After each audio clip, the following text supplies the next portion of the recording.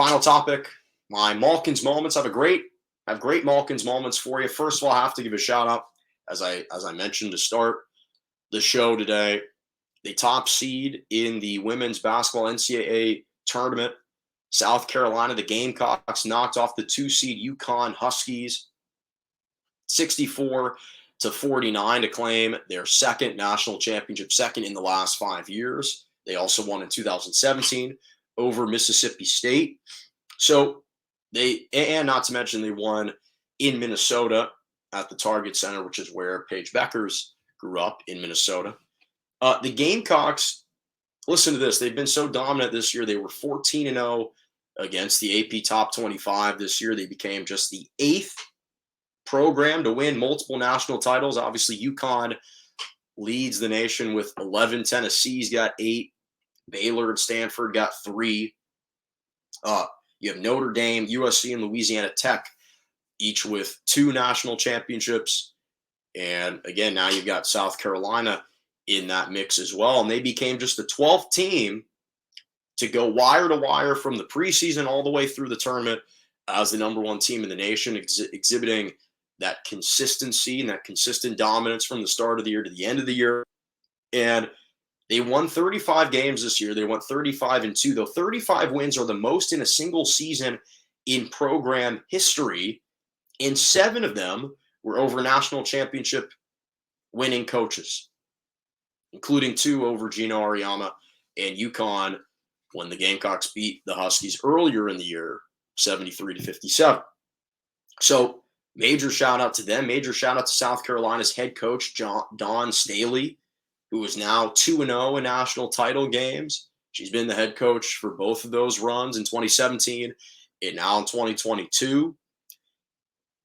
And here's the interesting thing. I mentioned how Gino Auriemma, he's been, obviously, he's the greatest women's basketball coach of all time, women's college basketball coach of all time. He had been 11-0 in championship games prior to yesterday.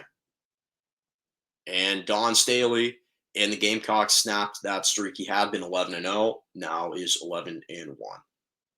And then finally, switching over to the men's draw, North Carolina knocked off Duke 81-77 to end an incredible run for Coach K that has spanned over 47 years. He started his career at Army before eventually leaving and going to Duke. And the 8-seeded Tar Heels are tied for the lowest seeded team ever to reach the Final Four since the seeding began in 1979. Kentucky did it in 2014. They finished as the runner-up. We saw Butler do it in 2011. They finished as the runner-up to UConn, funny enough. I think it was Shabazz Napier that year, or Kemba Walker, one of the two. I think it was Kemba Walker in 2011.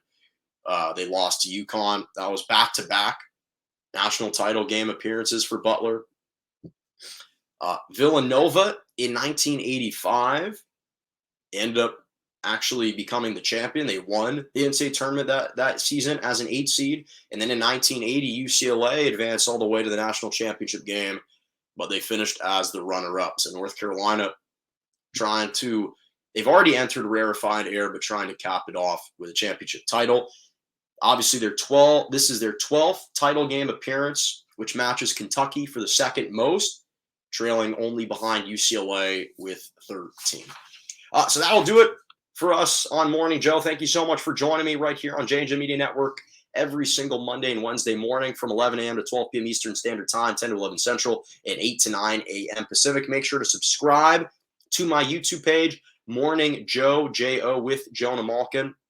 Follow me on Twitter at Jonah_Malkin or at morning_Joe_. Follow me on Instagram, JMalk97, TikTok, Jonah Malkin. But as always, have a lovely rest of your morning.